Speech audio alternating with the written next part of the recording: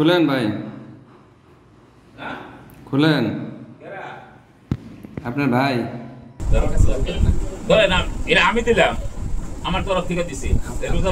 সুদে দেওয়া পাওনা টাকা তুলে দেওয়ার আশ্বাস দিয়ে নারীকে বাসায় ডেকে নিয়ে অনৈতিক সম্পর্কে জড়ান ধামরাই থানার এএসআই শামীম মিয়া। গত 10 মার্চ দুপুরের দিকে ধামরাই থানার পিছনে ভাড়া বাসায় এ ঘটনা ঘটে।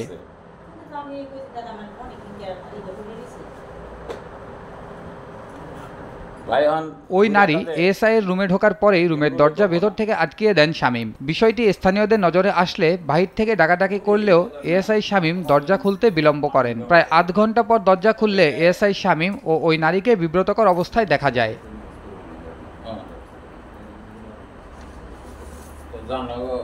ওই নারী অভিযোগ করেন, স্যারকে ফোন দেওয়ার পর আমাকে এখানে আসতে বলেছে। ভিতর থেকে এত সময় দরজা বন্ধ থাকার কারণ জানতে চাইলে ওই নারী কোনো উত্তর দিতে পারেননি। আর এএসআই শামীমের দাবি, তিনি নাইট ডিউটি শেষে বাসায় ফিরে গোসল করছিলেন।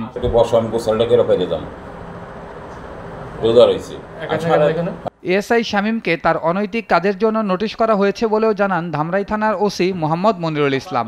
ওনার বাসলে থানার কাছেই তো, উনি বাসায় গেছে, সেও গেছে, তাই উনি যে গোসল টোসল করে না, যাই কাপড় সাইডে গোসলে ঢুকছে, আর ভিতরে থামাউকে কে যেন গেছে, যাওয়ার পরে ডাকছে, ডাকার পরে সে দরজা খুলছে। এই এতটুকু আমার কাছে জানাইছে, এরপর বেশি কিছু আমাদের জানায় নাই। আমি জিজ্ঞাসাবাদ করেছি, আর তার বয়স 60 প্লাস, সরকারিভাবে 60 হয় নাই, 1 বছর আছে, এমনি 60। তার মেয়ে অ্যাডভোকেট হাইকোর্টের, তার জামাইও অ্যাডভোকেট হাইকোর্টের, আর এক মেয়ে ভার্সিটিতে পড়ে।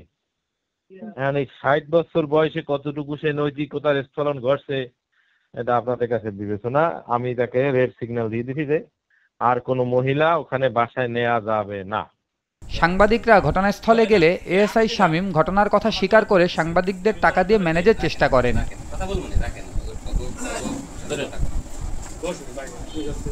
এএসআই শামীম মিয়া এর আগেও ধামরাই থানায় কর্মরত ছিলেন। থানার আশেপাশের লোকজন এএসআই শামীমকে চরিত্রহীন লোক বলে চিহ্নিত করেন।